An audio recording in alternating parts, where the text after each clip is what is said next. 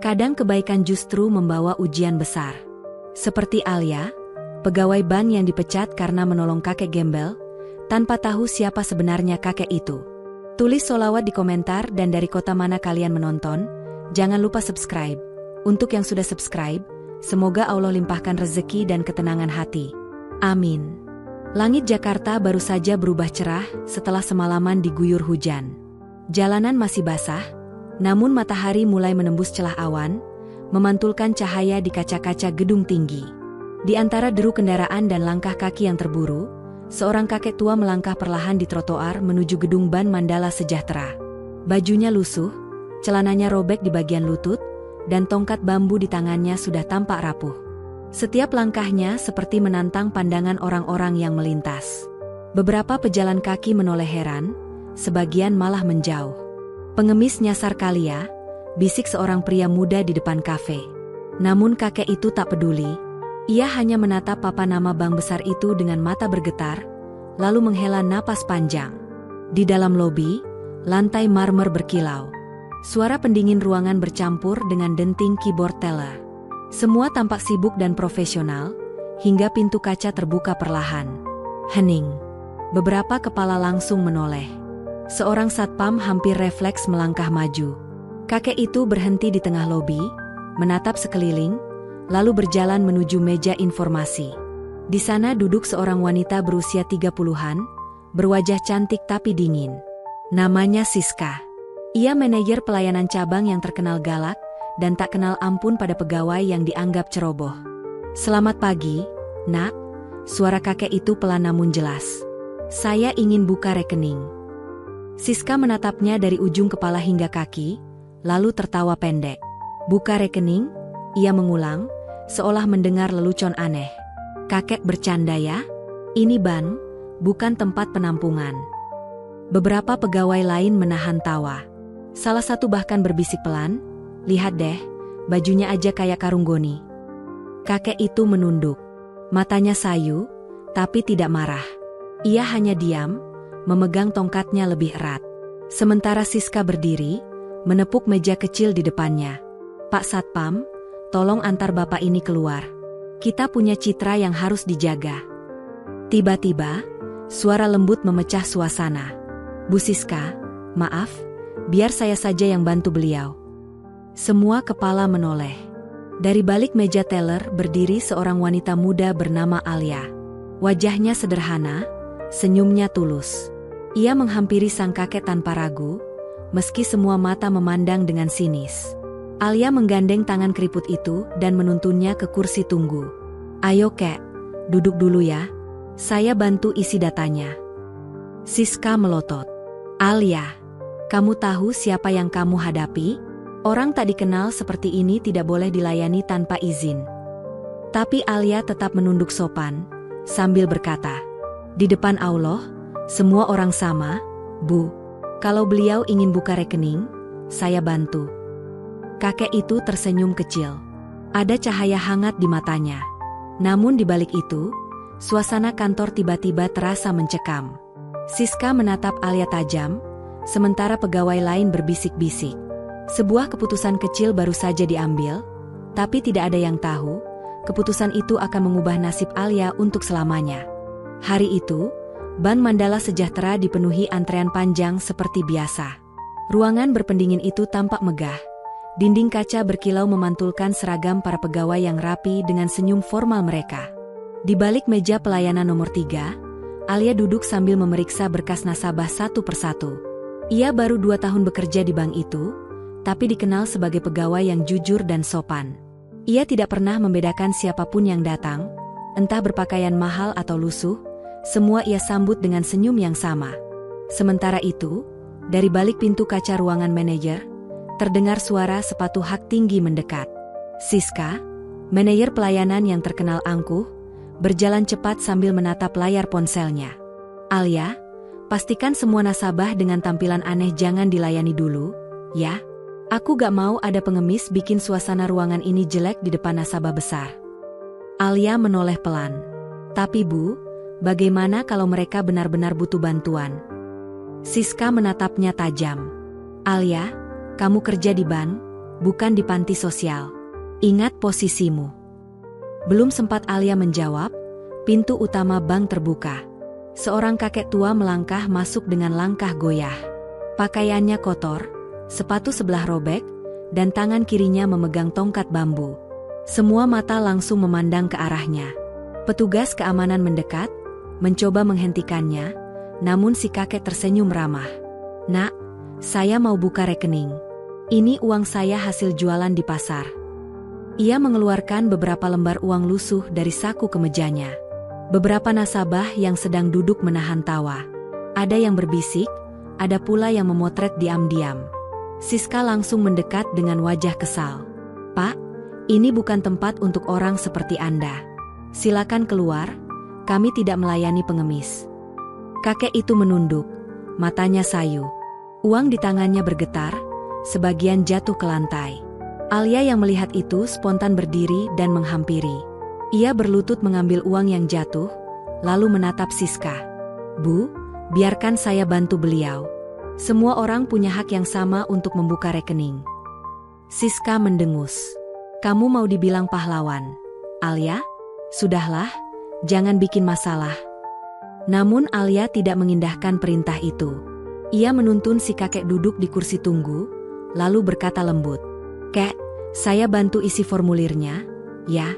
Nanti uangnya akan aman di sini." Senyum tipis muncul di wajah si kakek. Ia hanya mengangguk pelan. Di sudut ruangan, beberapa pegawai memperhatikan dengan tatapan sinis. Tapi Alia tetap melanjutkan pekerjaannya dengan hati yang tenang. Tak lama kemudian, Siska kembali masuk ke ruangannya sambil mengomel, lalu menelpon bagian HRD. "Catat nama Alia. Saya mau dia dipanggil atasan besok pagi. Perilakunya memalukan." Alia yang masih menemani si kakek tidak tahu bahwa hidupnya akan berubah total mulai hari itu. Ketika transaksi selesai, si kakek berdiri dan berkata lirih, "Terima kasih, Nak. Allah tahu siapa yang berhati baik. Semoga kebaikanmu tidak hilang walau dunia berubah." Alia hanya tersenyum, tidak menyangka kata-kata sederhana itu akan menjadi pertanda sesuatu yang besar. Malamnya, setelah semua pegawai pulang, Siska menatap laporan harian dan menulis catatan khusus tentang Alia. Melanggar prosedur pelayanan, berpotensi mencoreng citra bank. Ia menutup berkas dengan senyum puas, tak menyadari bahwa keputusannya akan menjadi awal dari ujian besar bagi semua orang di bank itu. Suara petir terdengar di luar gedung.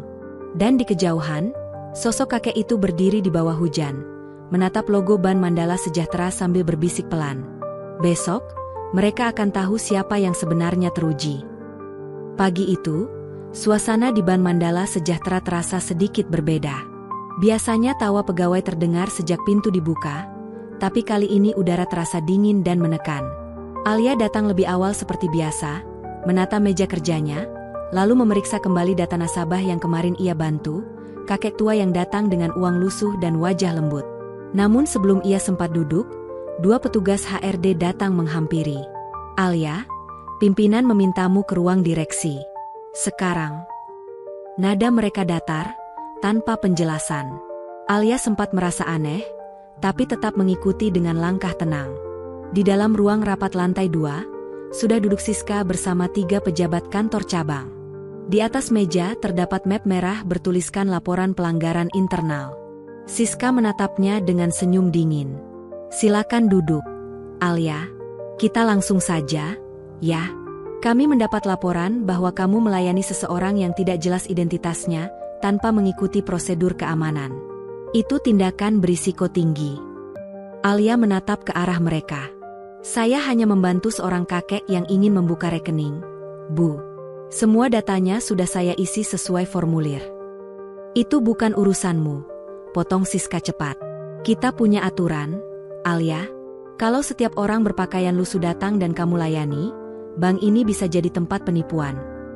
Salah satu pejabat senior menghela napas. "Kami sudah meninjau CCTV. Memang kamu tidak melakukan pelanggaran berat, tapi tindakanmu membuat citra pelayanan jadi bahan pembicaraan nasabah lain. Kami harus menjaga reputasi." Alia menunduk sejenak, mencoba menenangkan dirinya. "Maaf, Pak, tapi saya percaya Pekerjaan ini bukan hanya tentang uang.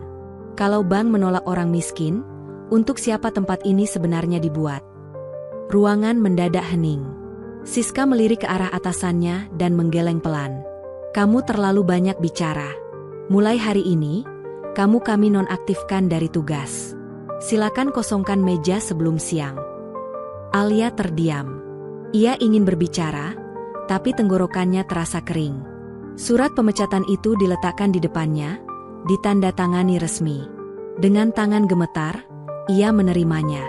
Terima kasih atas kepercayaannya selama ini, ucapnya pelan.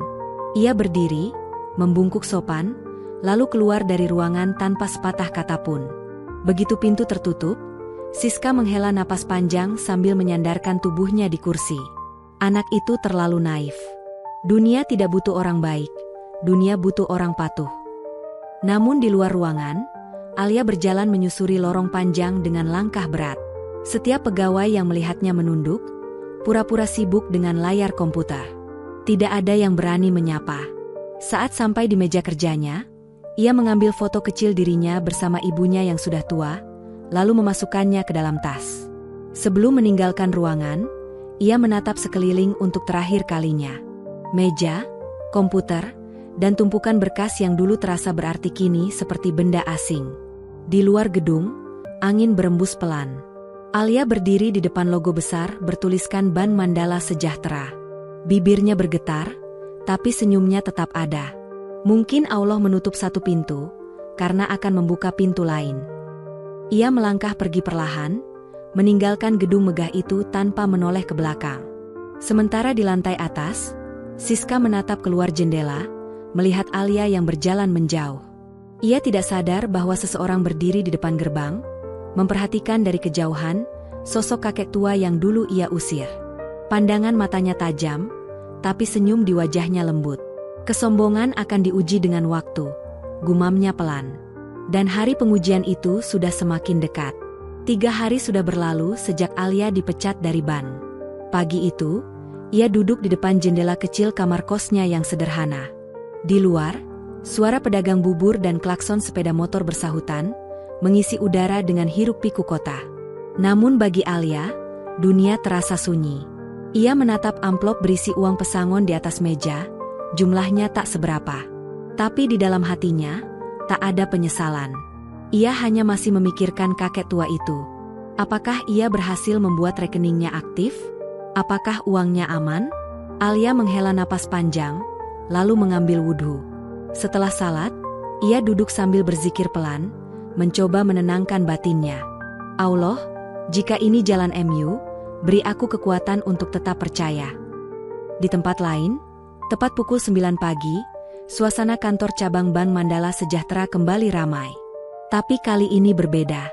Ada pengumuman mendadak dari kantor pusat, bahwa direktur utama baru akan melakukan inspeksi mendadak ke seluruh cabang. Berita itu membuat semua pegawai panik. Mereka mulai menata ruangan, memperbaiki laporan, bahkan mengganti bunga di meja depan agar tampak segar. Siska yang mendengar kabar itu langsung memeriksa penampilannya di cermin kecil.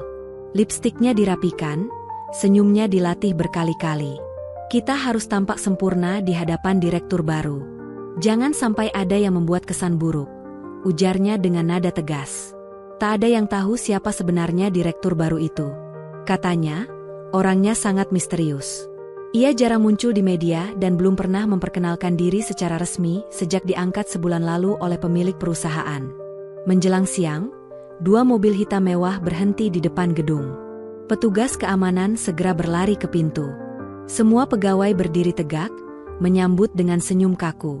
Dari dalam mobil pertama, keluar 2 pria berjas hitam.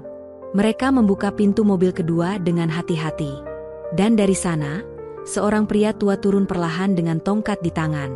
Pakaian yang dulu lusuh kini berganti dengan jas abu-abu elegan. Wajahnya tetap sama, hanya kini penuh wibawa dan ketenangan. Ruangan depan langsung membeku. Tak ada yang berani bicara. Siska menatap kakek itu dengan mata melebar. Wajahnya pucat. Ia mengenali sosok itu, kakek gembel yang pernah ia usir.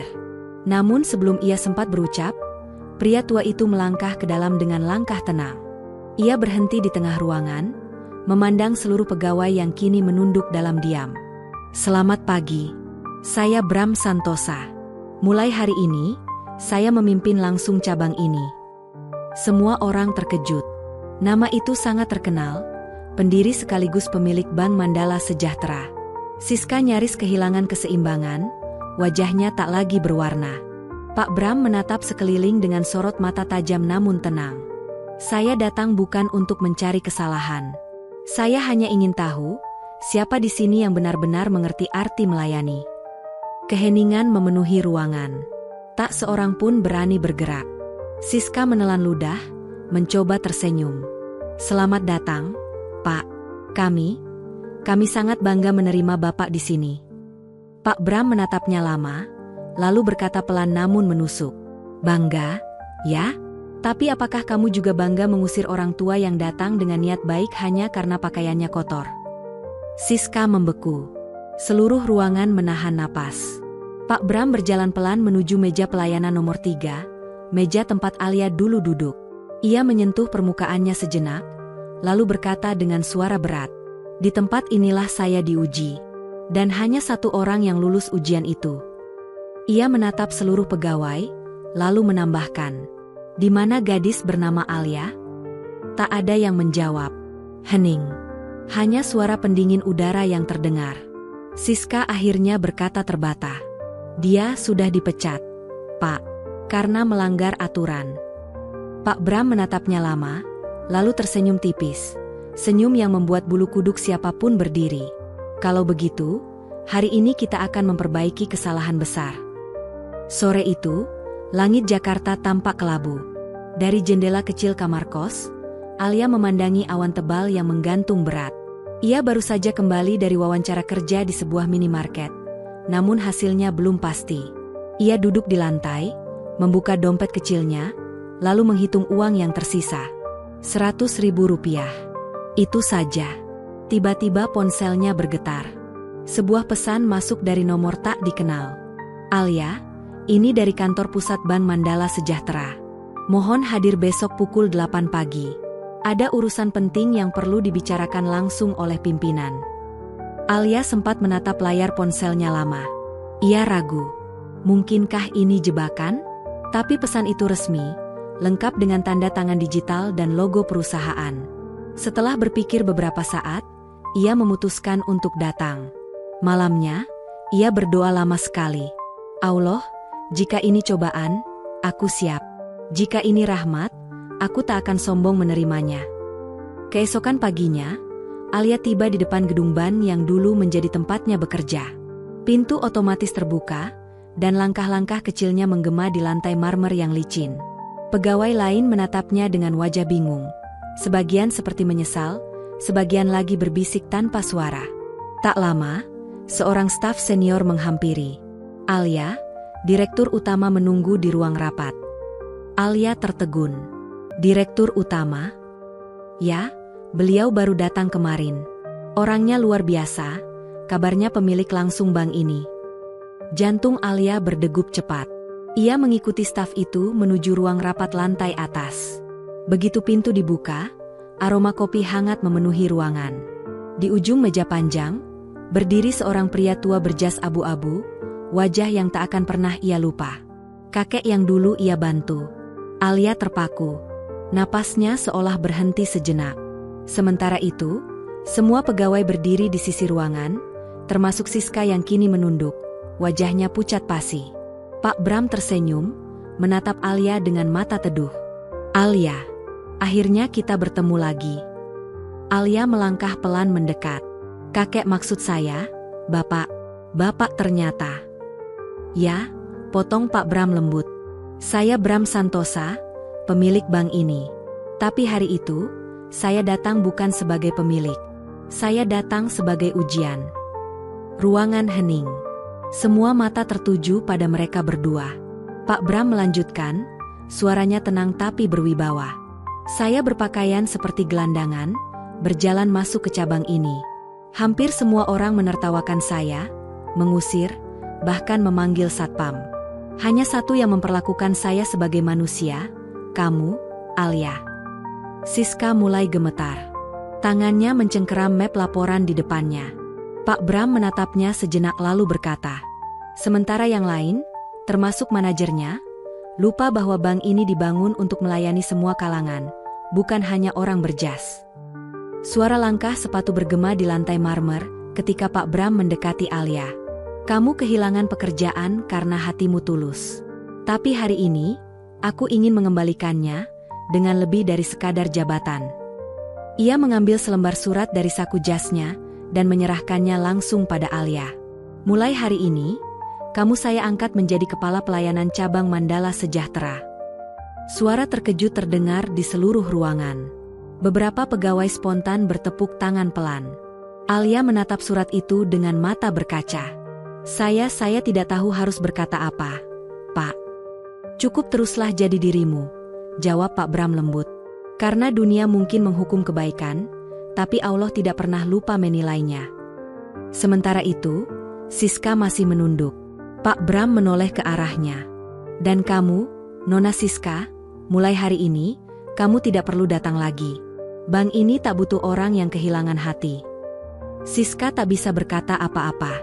Ia hanya menunduk, air matanya jatuh satu persatu ke lantai. Pak Bram menatap Alia sekali lagi. Alia, bersiaplah. Setelah ini, aku ingin kamu ikut ke kantor pusat. Kita punya banyak hal yang harus dibenahi. Alia mengangguk perlahan. Di matanya, ada cahaya baru, bukan dari ambisi, tapi dari rasa syukur yang tulus.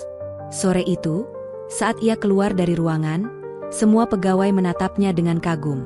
Langkahnya ringan, tapi setiap langkah membawa makna. Kisah yang dimulai dari niat kecil untuk menolong, kini berubah menjadi awal perjalanan besar yang tak pernah ia bayangkan. Dan dari jendela kaca lantai 2, Pak Bram memandang keluar dengan senyum lembut. Kadang, untuk menemukan orang berhati bersih, kita harus menyamar jadi orang yang kotor. Malam itu, langit tampak jernih setelah hujan deras mengguyur kota. Lampu-lampu jalan memantulkan cahaya kegenangan air, menciptakan bayangan yang berkilau di trotoar. Alia duduk di balkon kecil kamar kosnya, memandangi langit sambil memegang surat pengangkatannya. Di hatinya berputar kenangan beberapa hari lalu. Saat ia diusir, dipermalukan, lalu dipecat hanya karena menolong seorang kakek. Kini, kakek itu adalah orang yang memberinya kehidupan baru. Ia menatap ke atas, menahan haru. Allah, aku tahu Engkau tak pernah tidur. Terima kasih untuk jalan yang tak pernah kupahami, tapi selalu berakhir dengan kebaikan. Dari kejauhan, suara adzan Isya menggema. Alia menutup matanya, menenangkan diri. Namun di tengah ketenangan itu, ponselnya kembali bergetar. Pesan masuk dari nomor asing. Lagi. Besok pagi, jemputan dari kantor pusat akan datang menjemputmu pukul 7. Pak Bram ingin kau ikut ke rapat direksi. Tangannya gemetar saat membaca pesan itu. Rapat direksi. Ia bahkan belum seminggu diangkat jadi kepala pelayanan, tapi kini akan duduk bersama para petinggi bank yang selama ini hanya ia lihat dari layar presentasi pelatihan. Malam itu ia hampir tak bisa tidur. Ia menyiapkan pakaian terbaik yang ia miliki, kemeja putih bersih dan rok hitam sederhana. Tak ada yang mewah, tapi ia pastikan semuanya rapi. Keesokan paginya, tepat pukul 7, mobil hitam berhenti di depan kosnya. Sopir mengenakan jas hitam dan memberi salam sopan. Ibu Alia, saya ditugaskan menjemput Anda. Pak Bram sudah menunggu di kantor pusat. Alia mengangguk pelan dan masuk ke mobil itu. Jalanan Jakarta masih ramai, tapi pikirannya jauh melayang. Ia memandangi gedung-gedung tinggi yang berderet, seolah tiap gedung menyimpan kisah orang-orang yang sedang diuji oleh kehidupan. Setibanya di kantor pusat, pintu lift terbuka di lantai 20. Sebuah ruangan besar terbentang di depan matanya, dengan jendela kaca tinggi menampakkan langit biru. Para direksi sudah duduk rapi, beberapa menoleh saat Alia masuk. Di tengah ruangan, Pak Bram berdiri sambil memegang tongkatnya, tersenyum hangat. Selamat datang, Alia. Duduklah di sini, di sebelah saya. Semua mata mengikuti setiap langkah Alia. Ia menunduk sopan lalu duduk. Pak Bram kemudian menatap para direksi dan berkata, "Hari ini saya ingin memperkenalkan seseorang. Ia bukan datang dari keluarga kaya, bukan lulusan luar negeri, bukan juga dari rekomendasi siapapun. Ia hanya seorang pegawai yang melakukan hal benar di saat semua orang memilih diam. Semua yang hadir memperhatikan dengan penuh rasa ingin tahu. Namanya Alia, lanjut Pak Bram, dan mulai hari ini, ia akan menjadi pengawas khusus untuk seluruh cabang pelayanan. Ia akan memastikan bahwa setiap nasabah, siapapun mereka, dilayani dengan rasa hormat. Suasana ruangan seketika berubah. Beberapa direksi saling berbisik pelan. Ada yang kagum, ada pula yang tak percaya. Pak Bram melanjutkan. Saya sudah lama mendirikan bank ini. Tapi jujur saja, saya hampir lupa tujuan awalnya. Lalu seorang gadis mengingatkan saya, bahwa bank bukan sekadar tempat uang berputar, tapi tempat kepercayaan disimpan. Tanpa hati, semua ini hanyalah bangunan kosong. Alia menunduk, air matanya menetes tanpa ia sadari.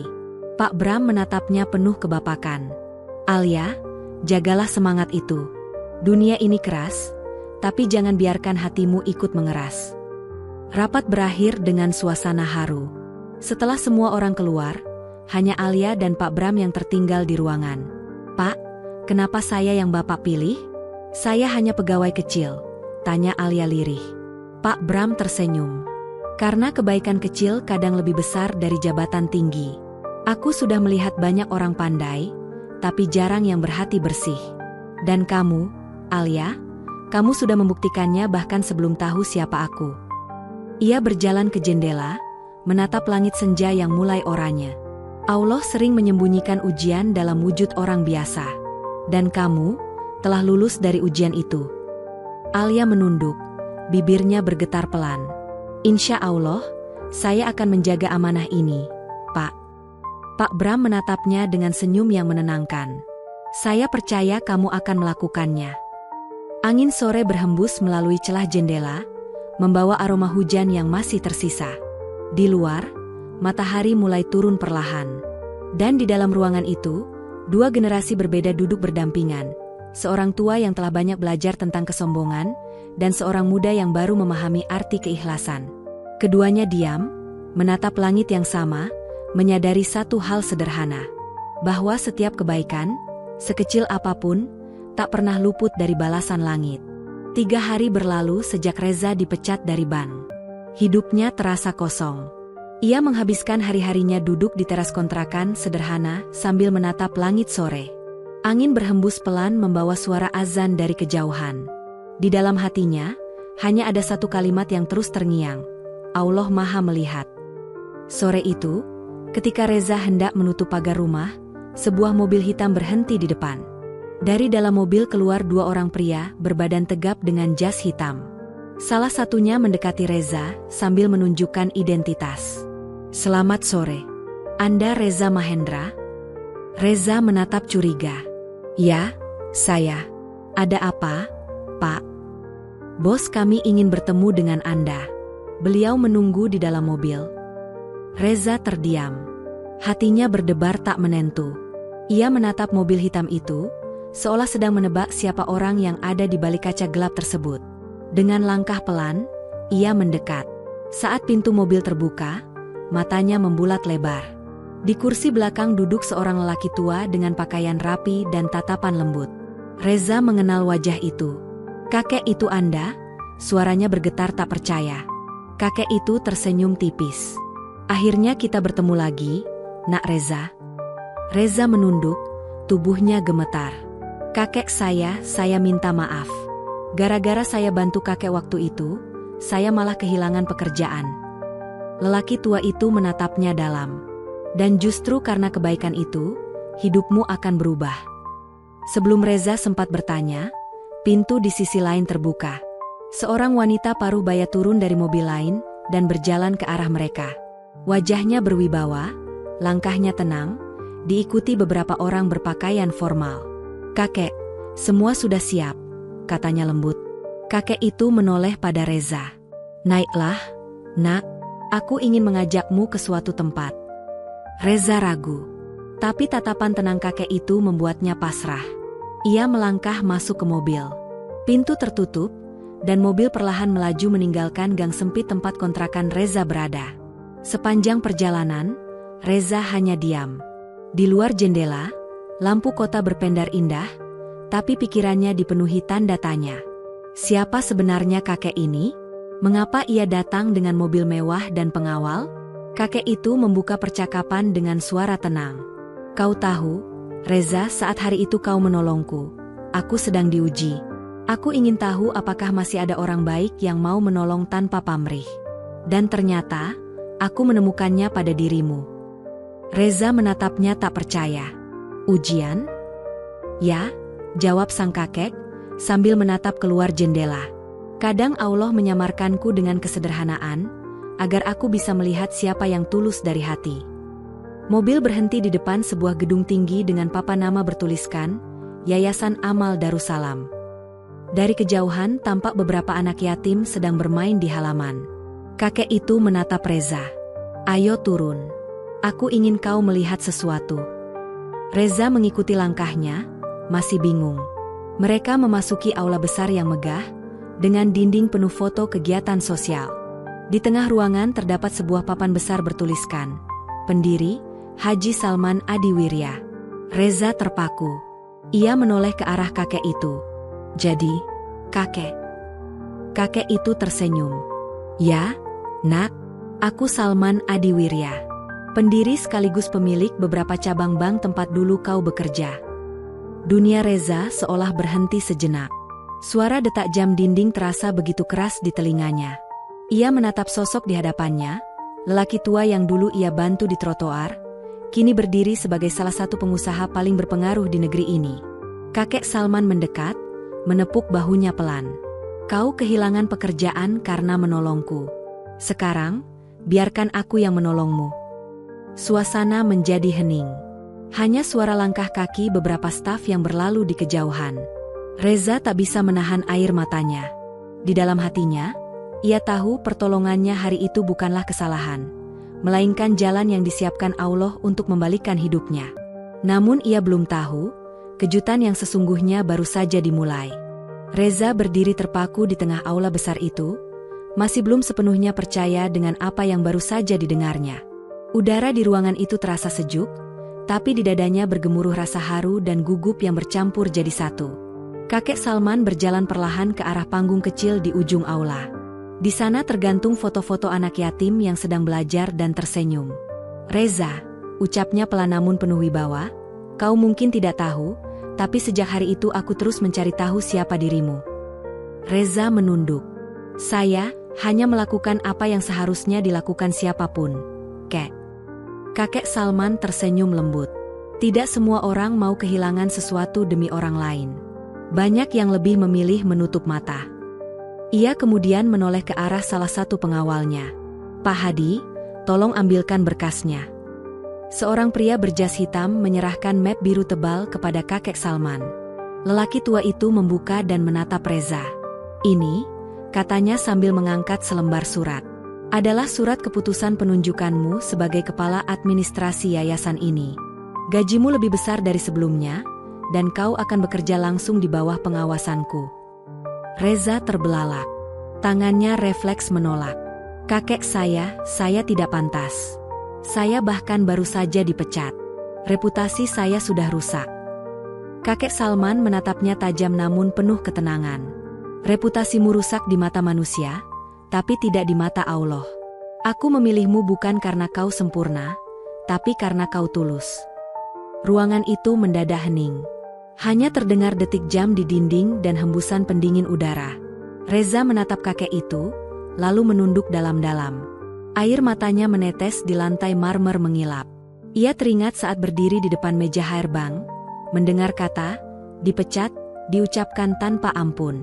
Sekarang, di tempat yang sama sekali berbeda, seseorang justru mempercayainya untuk tanggung jawab besar. Kakek Salman melangkah lebih dekat, lalu berkata pelan, kau tahu, Reza, kekayaan bukan diukur dari berapa banyak yang kita punya, tapi dari seberapa besar kita bisa memberi. Aku ingin yayasan ini dipimpin oleh orang yang masih punya hati. Dan aku melihatnya padamu. Reza menggenggam map itu dengan gemetar. Saya terima, Kek. Tapi tolong izinkan saya berterima kasih. Karena berkat kakek, hidup saya berubah. Kakek Salman menggeleng pelan. Bukan aku, Nak. Semua karena kebaikan yang dulu kau tanam. Allah hanya menumbuhkannya di waktu yang tepat. Tepat saat itu, seorang anak kecil berlari menghampiri sambil membawa bunga mawar putih. "Eyang, ini untuk tamu baru," serunya riang. Kakek Salman tertawa kecil dan menepuk kepala anak itu. "Terima kasih, Dimas." Anak itu menyerahkan bunga kepada Reza. "Selamat datang di rumah kami, Om," katanya polos. Reza berjongkok, menerima bunga itu dengan mata berkaca. "Terima kasih, Nak. Doakan Om bisa bekerja dengan baik, ya." Anak kecil itu mengangguk lugu. Kata Eyang, orang baik selalu dilindungi Allah. Jadi Om pasti bisa. Ucapan sederhana itu menusuk hati Reza lebih dalam dari apapun. Ia tersenyum lemah, lalu menatap kakek Salman yang kini berjalan keluar aula dengan langkah tenang. Namun sebelum meninggalkan ruangan, kakek itu sempat berhenti di ambang pintu dan berkata tanpa menoleh, "Mulailah besok pagi. Dan bersiaplah, karena masih banyak yang akan kau pelajari tentang hidup." Suara langkahnya menjauh perlahan, meninggalkan Reza yang kini berdiri dengan hati bergetar. Di tangannya, bunga mawar putih itu tampak begitu sederhana, namun maknanya lebih dalam dari apapun yang pernah ia miliki sebelumnya. Dan di balik semua itu, sebuah rahasia besar tentang siapa sebenarnya kakek Salman masih tersembunyi rapat. Pagi berikutnya, Reza datang ke Yayasan Amal Darussalam dengan seragam sederhana dan tas kerja yang sudah mulai pudar warnanya. Ia masih merasa canggung setiap kali para staf menunduk hormat ketika ia lewat. Di kepalanya, ia masih Reza yang kemarin dipecat, bukan kepala administrasi, seperti yang tertulis di surat keputusan. Di ruangannya yang baru, Reza menatap meja kerja kayu jati dan tumpukan berkas-berkas program sosial. Jendela besar di belakang meja memperlihatkan halaman luas dengan anak-anak yatim yang bermain riang. Pemandangan itu membuat hatinya tenang, tapi sekaligus penasaran. Mengapa seorang seperti Haji Salman, pemilik jaringan bank besar, mendirikan yayasan sebesar ini, lalu memilihnya untuk memimpin? Ketika sedang meneliti daftar nama donatur, pintu diketuk pelan. Seorang wanita berkerudung biru muda masuk dengan senyum ramah. "Selamat pagi, Pak Reza. Saya Sinta, sekretaris yayasan. Eyang sudah menunggu di ruang tamu lantai atas." Reza berdiri cepat. "Baik, Mbak. Saya segera ke sana." Ia menapaki tangga dengan degup jantung cepat. Di ruang tamu lantai atas, Haji Salman duduk di kursi rotan sambil memandangi taman kecil di luar kaca. Di meja di depannya, ada 2 cangkir teh melati yang masih mengepulkan uap. "Duduklah, Reza," ucapnya lembut. "Aku ingin bercerita sesuatu yang belum pernah aku ceritakan pada siapapun." Reza duduk hati-hati. Tatapan Haji Salman terasa berbeda hari itu. Matanya tajam, namun ada kesedihan yang terselip di baliknya. "Beberapa tahun lalu," kata Haji Salman perlahan, "aku kehilangan putraku satu-satunya dalam kecelakaan mobil. Ia baru saja pulang dari luar negeri, membawa banyak rencana untuk yayasan ini. Tapi takdir berkata lain." Reza terdiam. Ia menunduk hormat, tak sanggup berkata apapun. "Sejak saat itu," lanjut Haji Salman, "aku mulai kehilangan arah. Aku berhenti mempercayai banyak orang. Dunia terasa hampa, meski aku punya segalanya. Sampai hari itu, ketika aku bertemu seorang pegawai bank muda yang menolongku di jalan, tanpa tahu siapa aku." Reza menelan ludah. Suaranya serak. "Kakek, maksudnya saya?" Haji Salman mengangguk pelan. "Iya. Saat kau berjongkok menolongku, aku melihat wajah anakku di wajahmu. Tatapanmu waktu itu sama. Jujur, tapi penuh beban hidup. Sejak hari itu, aku tahu, aku tidak boleh berhenti percaya pada kebaikan." Reza menatap lantai, matanya berkaca.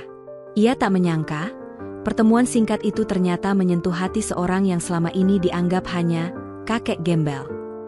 Haji Salman melanjutkan, "Aku ingin yayasan ini diteruskan oleh orang yang bukan hanya pintar, tapi punya empati. Dan Allah menuntunku padamu, Reza." Hening sejenak. Di luar jendela, suara tawa anak-anak terdengar samar. Lalu Haji Salman tersenyum kecil. "Mulai hari ini, kau bukan hanya kepala administrasi. Kau akan menjadi tangan kananku dalam semua proyek sosial yayasan ini. Reza spontan menunduk dalam.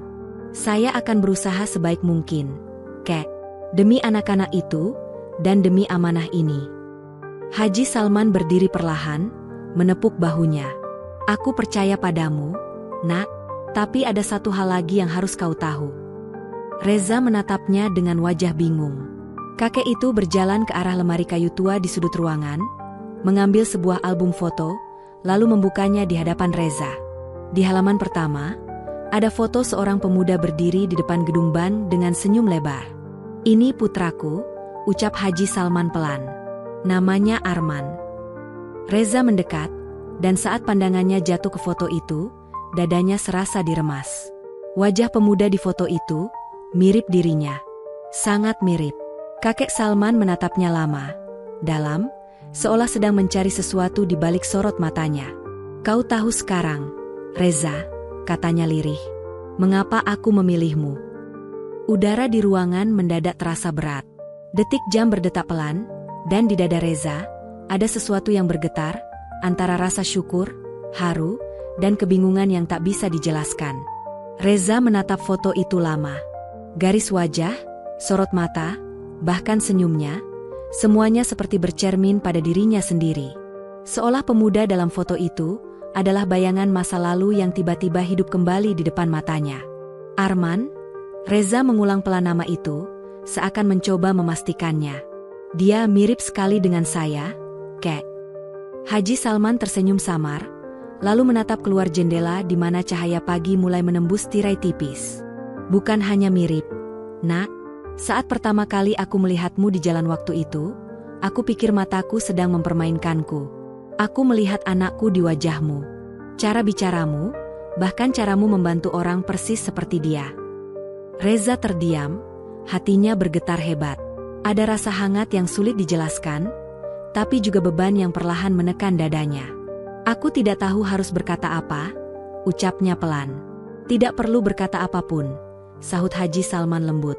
Kau datang bukan untuk menggantikan Arman. Kau datang untuk meneruskan niat baiknya. Reza mengangguk pelan. Namun di sudut hatinya, ada perasaan aneh. Seperti sesuatu yang belum tuntas. Haji Salman menutup album itu, lalu menyerahkannya pada Reza. Simpanlah. Anggap ini pengingat bahwa setiap kebaikan yang kita tanam, akan kembali di waktu yang tak pernah kita duga. Mereka terdiam beberapa saat, hanya ditemani suara burung dari taman di luar. Lalu tiba-tiba, Sinta mengetuk pintu dengan wajah agak cemas. Eyang, maaf mengganggu. Ada seseorang di bawah yang ingin bertemu Pak Reza. Katanya, ini penting. Reza mengerutkan dahi. Siapa? Dia tidak mau bilang, tapi terlihat gelisah. Namanya Damar. Nama itu membuat dada Reza mendadak sesak. Damar, teman satu divisi di bank tempat ia dulu bekerja, orang yang diam-diam tahu alasan sebenarnya ia dipecat. Haji Salman menatap Reza dengan penuh tanda tanya. Kau kenal dia? Reza mengangguk pelan. Ya, Kek, dan sepertinya kedatangannya tak membawa kabar baik. Tanpa menunggu, Reza segera turun ke lantai bawah.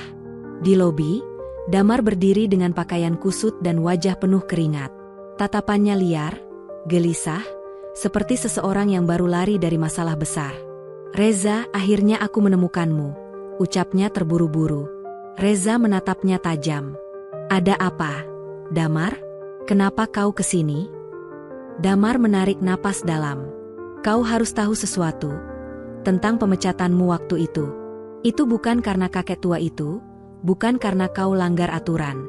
Semuanya dijebak. Reza terbelalak. Dijebak? Maksudmu apa? Damar menunduk, suaranya bergetar. Manajer kita, Pak Vino, dia sengaja memanipulasi laporan nasabah. Dia butuh kambing hitam, dan namamulah yang dipilih. Karena waktu itu, semua mata tertuju padamu setelah insiden di depan bank. Reza tertegun.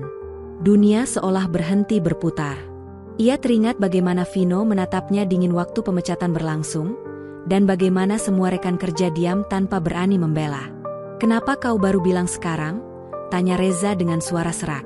Damar menggigit bibirnya. Karena aku baru tahu semuanya kemarin. Aku temukan bukti transfer ke rekening pribadi Vino. Aku takut, Reza, dia juga mengincarku sekarang. Reza memejamkan mata sejenak. Ada kemarahan yang berusaha ia tahan, tapi juga ketenangan baru yang muncul dalam dirinya. Dulu, mungkin ia akan marah. Tapi sekarang, setelah semua yang ia alami, ia tahu kebenaran memang tak pernah bisa disembunyikan selamanya. Kau tenang saja, katanya akhirnya. Selama kebenaran di pihak kita, Allah akan tunjukkan jalan. Damar menatapnya dengan mata memohon. Kau harus hati-hati, Reza. Vino bukan orang biasa. Dia bisa melakukan apa saja untuk menutup jejak. Reza menatap lurus ke depan, pikirannya mulai tersusun. Kini ia bukan lagi pegawai kecil yang tak berdaya. Ia memiliki posisi, kepercayaan, dan seseorang seperti Haji Salman di sisinya. Dan mungkin inilah saatnya kebenaran lama diungkap. Namun, tanpa mereka sadari, seseorang sedang memperhatikan dari kejauhan. Seorang pria berjas abu-abu dengan telepon di tangan, melaporkan sesuatu dengan suara rendah. Target sudah ditemukan. Tunggu perintah selanjutnya. Langit sore mulai memerah ketika Reza mengantar Damar ke ruang istirahat kecil di lantai 2. Udara di luar jendela beraroma hujan, memberi suasana dingin yang samar-samar menekan dada. Reza menatap temannya itu dengan serius. Kau istirahat dulu di sini malam ini. Aku akan pastikan kau aman, ucapnya tenang.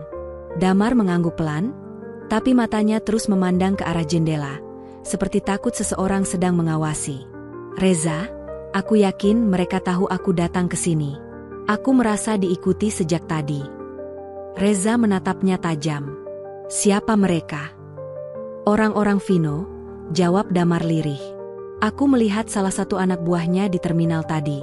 Mereka ingin aku diam. Suara petir menggema jauh di luar sana. Reza menutup tirai jendela, lalu berjalan keluar ruangan. Di lorong, langkahnya mantap meski dalam hati ia tahu, bahaya benar-benar sudah dekat. Ia menuju ruang kerja Haji Salman. Lelaki tua itu masih di sana, menulis sesuatu di buku catatan. Eyang, ucap Reza setelah mengetuk. Saya harus bicara serius. Ini tentang masa lalu saya di bank. Haji Salman menutup bukunya, menatap dengan mata penuh ketenangan. Katakan, Nak. Reza menceritakan semuanya, tentang Damar, tentang Pak Vino, dan bagaimana ia baru tahu bahwa pemecatannya dulu adalah jebakan. Haji Salman mendengarkan dengan tenang, tanpa memotong sepatah kata pun. Setelah Reza selesai, kakek itu berdiri perlahan. Aku sudah lama menduga ada sesuatu yang tak wajar. Tapi aku ingin melihat bagaimana kau menanggapinya. Dan sekarang aku tahu kau bukan hanya jujur, tapi juga berani. Reza menunduk. Saya hanya ingin menegakkan kebenaran, Kek. Tapi saya khawatir mereka akan membahayakan Damar, bahkan yayasan ini. Kakek Salman berjalan ke arah jendela, memandangi taman yang mulai diguyur gerimis. Kadang, kebenaran memang datang bersama ujian. Tapi kau tak sendiri, Reza. Aku punya orang-orang yang bisa membantu. Ia menekan bel kecil di mejanya. Tak lama, seorang pria tinggi dengan jas abu-abu masuk. Pak Reza, kenalkan. Ini Arif, kepala keamanan yayasan. Semua urusan pengawasan dan perlindungan ada di bawah tanggung jawabnya. Arif menjabat tangan Reza dengan tatapan waspada. Saya sudah diberitahu sebagian. Kami akan perketat keamanan, terutama malam ini. Kalau benar orang-orang itu mengikuti, mereka tak akan mudah masuk. Reza mengangguk, merasa sedikit lega. Namun dalam hati, kegelisahan tetap ada. Terima kasih, Pak Arif. Saya hanya ingin Damar aman dulu. Haji Salman mendekat, menepuk bahu Reza. Besok pagi kita laporkan semua bukti pada pihak berwenang. Tapi malam ini, kau istirahatlah. Jangan biarkan amarah menguasaimu. Reza menatap wajah tua itu dengan hormat. Baik, Kek. Malam menjelang. Hujan turun lebih deras. Di luar gedung, lampu-lampu halaman berpendar redup, menyorot jalan setapak yang basah. Namun tanpa sepengetahuan siapapun, di seberang jalan, sebuah mobil hitam berhenti dengan mesin masih menyala. Di dalamnya, Dua pria duduk dalam diam. Salah satunya membuka ponsel dan memperlihatkan foto Reza di layar. "Perintah dari Pak Vino jelas," katanya pelan. "Kita ambil dia malam ini. Jangan sampai buka mulut." Pria di sebelahnya hanya mengangguk. Kalau Damar ikut campur, bungkam juga. Petir kembali menyambar langit. Dan di tengah suara hujan yang menutupi langkah mereka, dua bayangan hitam mulai bergerak mendekati gedung yayasan. Di lantai 2, Reza masih terjaga. Ia duduk di depan jendela sambil menatap air hujan yang mengalir di kaca, tanpa tahu bahaya perlahan mendekat. Sementara di ruang kontrol keamanan, layar CCTV tiba-tiba bergetar, lalu mati satu persatu. Arif menatap monitor dengan alis berkerut. Ini tidak mungkin. Sistemnya disabotase. Dan di luar sana, dua sosok berpakaian gelap melangkah masuk ke area yayasan dengan gerakan cepat dan senyap. Malam itu, Yayasan Amal Darussalam bukan lagi tempat aman. Seseorang akan diuji antara keberanian dan pengorbanan. Lampu lorong redup berkelap-kelip, seolah ikut menegangkan suasana. Angin malam masuk lewat celah jendela yang tak tertutup rapat, membawa aroma tanah basah bercampur rasa was-was yang sulit dijelaskan. Reza duduk di kursi dekat ranjang tempat Damar beristirahat. Lelaki itu sudah tertidur, namun wajahnya masih tampak gelisah. Reza menatap jam di dinding. Hampir tengah malam. Ia hendak berdiri untuk menutup jendela, ketika tiba-tiba terdengar suara pelan dari luar. Seperti ranting patah. Ia menoleh cepat, matanya menyipit menembus kegelapan di balik kaca. Sekilas, ia melihat bayangan seseorang bergerak di taman bawah. Reza langsung bangkit. Ia berjalan ke pintu, membuka sedikit celah, dan mengintip ke lorong. Hening. Hanya suara hujan menetes di atap seng luar. Namun nalurinya berkata ada sesuatu yang tidak beres. Ia mengambil ponsel dan menghubungi Arif. Tak diangkat. Ia coba lagi. Tetap sunyi. "Ini aneh," gumamnya pelan. Di ruang kontrol, Arif sebenarnya tengah sibuk memeriksa sistem keamanan. Semua layar CCTV menampilkan gambar hitam. Ia menekan beberapa tombol, namun hasilnya nihil. "Sial, sistemnya diretas," desisnya sambil bergegas keluar ruangan. Sementara itu, di luar bangunan, dua pria berpakaian hitam sudah berhasil memanjat pagar belakang. Salah satunya membawa alat pemotong kecil, satu lagi menggenggam pistol peredam. Langkah mereka cepat dan terlatih. "Target di lantai 2, bisik pria pertama. "Kita ambil diam-diam. Kalau ada yang lihat, habisi." Hujan deras membuat suara langkah mereka nyaris tak terdengar. Mereka menempel di dinding belakang, menyelinap lewat pintu servis yang tak dikunci. Di dalam, Reza mulai curiga. Ia kembali ke ranjang, menepuk bahu Damar. "Bangun, Dam. Ada sesuatu di luar." Damar membuka mata, suaranya serak. "Ada apa, Reza?" "SSST. Jangan banyak bicara. Aku dengar langkah di taman tadi." Mereka berdua berjalan pelan ke arah pintu, tapi baru beberapa langkah, suara kaca pecah terdengar dari arah dapur bawah. Reza refleks menoleh. Itu dari belakang. Damar langsung menarik lengan Reza. "Kita harus sembunyi." Namun Reza menggeleng. "Kau yang sembunyi. Aku turun." Tanpa menunggu, ia mengambil batang besi kecil yang disandarkan di dinding dan bergegas keluar kamar. Langkahnya cepat tapi hati-hati. Lorong gelap, hanya diterangi cahaya lampu darurat yang berkedip. Saat tiba di tangga, Reza melihat sesuatu yang membuat darahnya berdesir. Dua bayangan hitam sedang menaiki anak tangga perlahan. Salah satunya menodongkan pistol ke depan. Reza mundur setapak, menahan napas. Lalu tanpa pikir panjang, ia melompat ke sisi kiri dan melemparkan besi itu ke arah lampu. Lampu pecah, lorong jadi gelap total. "Siapa itu?" Suara berat salah satu dari mereka menggema. Tak ada jawaban. Hanya suara hujan di luar. Lalu tiba-tiba, dari sisi kanan, Reza menerjang. Tubuhnya menabrak pria pertama dengan keras, membuat pistol terjatuh dan berputar di lantai. Adu fisik pun terjadi. Tinju, tendangan, dan benturan terdengar bersahut-sahutan. Pria kedua mengangkat pistolnya, siap menembak. Tapi sebelum sempat menarik pelatuk, Damar muncul dari balik dinding, melempar vas bunga besar ke arahnya. Pistol terlepas, menggelinding menuruni tangga. "Reza, sini!" teriak Damar. Mereka berlari ke arah pintu darurat. Nafas terengah, langkah tergesa. Namun begitu sampai di ujung lorong, lampu kembali menyala, dan di sana sudah berdiri seseorang. Arif. Dengan napas tersengal, ia menatap dua pria berpakaian hitam yang kini tersudut di bawah tangga. "Letakkan senjatamu," perintahnya keras. Salah satu dari mereka tertawa pendek. "Terlambat. Kau tak tahu siapa yang kau hadapi." Arif mengangkat pistolnya sendiri.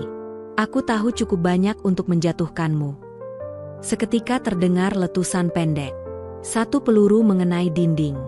Pria bertopeng itu jatuh, melukai bahunya. Yang satunya langsung kabur ke arah dapur, melompat keluar jendela, lenyap ditelan hujan. Semua berlangsung cepat. Aroma mesiu memenuhi udara. Reza menunduk menatap pria yang tertangkap. Arif menendang pistol musuh menjauh, lalu menatap wajahnya yang setengah terbuka karena topengnya terlepas. Reza terkejut. Dia anak buah Vino. Arif mengangguk perlahan. "Berarti benar dugaanmu. Mereka ingin bungkamkanmu." Hening beberapa detik. Hujan di luar mulai reda, tapi suara sirene jauh terdengar mendekat. Arif menatap Reza dan Damar. "Kalian berdua istirahat di ruang depan. Aku yang urus sisanya. Polisi sudah aku hubungi." Reza hanya bisa menarik napas panjang. Malam itu, rasa takut berubah jadi tekad. Ia tahu, serangan ini bukan akhir. Justru baru permulaan dari sesuatu yang lebih besar. Di luar, lampu mobil patroli mulai terlihat di gerbang. Dan di kejauhan, seseorang di dalam mobil hitam lain menatap ke arah bangunan dengan mata tajam. Vino sendiri. Ia menyalakan rokoknya, menghembus asap perlahan. Permainan baru saja dimulai, Reza. Pagi itu, bau gosong masih tercium di udara. Polisi memasang garis kuning di sekitar gedung tempat serangan terjadi semalam. Beberapa petugas sibuk mengambil foto dan mengumpulkan barang bukti. Reza berdiri di sisi halaman, matanya kosong menatap bekas pecahan kaca dan jejak darah di tangga. Damar duduk tak jauh darinya, masih lemas, sementara Arif berbicara dengan seorang perwira polisi. "Sudah jelas," kata perwira itu, "pelaku yang tertangkap anggota kelompok bayaran. Tidak ada identitas resmi. Tapi kami temukan tato kecil di pergelangan tangannya. Simbol yang sama dengan orang-orang yang bekerja di bawah Vino." Arif mengangguk pelan. "Saya sudah menduga." Ia menoleh ke arah Reza. "Kau dengar itu? Sekarang tak ada lagi keraguan. Mereka ingin membungkammu." Reza menatap lurus ke depan. "Kalau begitu, berarti aku sudah menyentuh sesuatu yang benar." Suara angin pagi membuat dedaunan bergetar pelan. Beberapa jam kemudian, Reza duduk di dalam ruang interogasi kecil. Di depannya, dua penyidik menatap serius. "Kami ingin tahu," ujar salah satunya, "apa hubunganmu dengan Vino dan proyek yang disebut Sigma?" Reza menarik napas panjang. "Aku dulu bekerja di bawah unit yang sama. Tapi aku keluar setelah tahu proyek itu melibatkan eksperimen manusia. Mereka menciptakan sesuatu yang tidak seharusnya ada." Penyidik kedua mencondongkan badan. "Kau maksud Laila?" Reza terkejut. "Dari mana kalian tahu nama itu?" "Dia sedang dicari. Anak perempuan yang kabur dari fasilitas itu. Kami dapat informasi, hanya kau yang tahu bagaimana dia keluar." Ruangan menjadi sunyi. Reza memejamkan mata sejenak. Dalam ingatannya, terlintas sosok gadis muda dengan tatapan tajam namun penuh luka. Laila. Gadis yang seharusnya sudah tiada, tapi entah bagaimana bisa lolos. "Dia bukan pelaku," ucap Reza perlahan. "Dia korban. Dan apapun yang terjadi, Vino tak akan berhenti sebelum gadis itu ditemukan." Salah satu penyidik saling pandang dengan rekannya. "Kalau begitu, bantu kami menemukan dia duluan." Reza mengangguk pelan. Tapi sebelum mereka melanjutkan, pintu ruang interogasi tiba-tiba terbuka. Seorang wanita bersetelan hitam masuk, membawa map merah. Wajahnya dingin, suaranya tenang tapi tegas. "Nama saya Nadia. Saya dari bagian internal." Ia menatap Reza tajam. Mulai sekarang, kasus ini diambil alih oleh kami. Penyidik tampak tak setuju, tapi Nadia hanya menunjukkan surat perintah resmi. Tak ada yang bisa membantah. Setelah penyidik keluar, Nadia mendekati Reza dan menaruh map itu di meja. Kau masih belum paham betapa besar masalah ini, Reza. Proyek Sigma bukan sekadar eksperimen. Ini urusan politik tingkat tinggi. Orang-orang di atas ingin menghapus semua jejaknya,